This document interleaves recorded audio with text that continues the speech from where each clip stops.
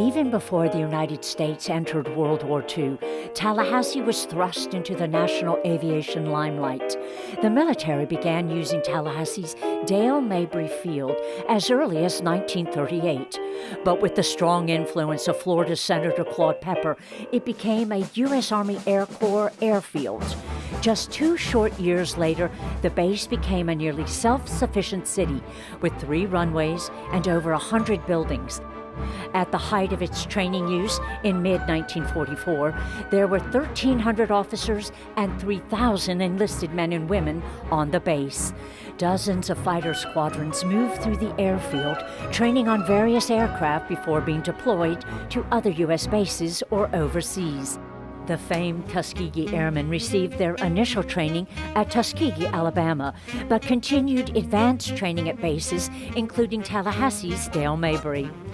Members of the first all-black squadron of trainees, the 99th Pursuit Squadron, joined the famed Red Tails, who served with distinction in the Mediterranean and European theater of operations, conducting bomber escort missions over Europe.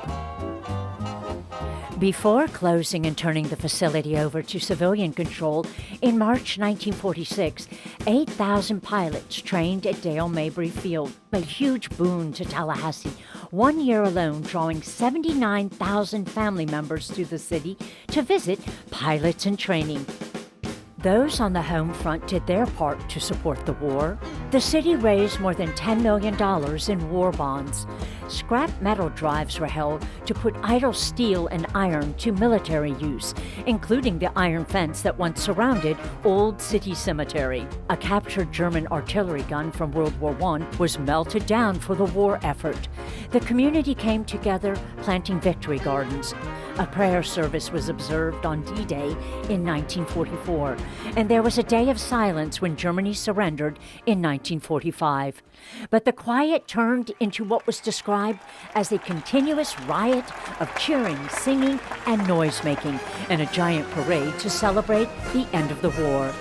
In memory of the local fallen, the new city-owned hospital was named Tallahassee Memorial.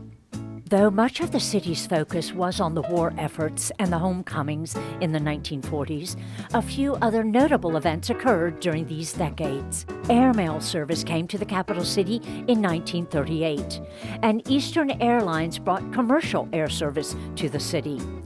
Jake Gaither became FAMU's football coach in 1945. Gaither would go on to win 6 Negro Collegiate Football Championships. And 2 years later, Florida State College for Women became Florida State University.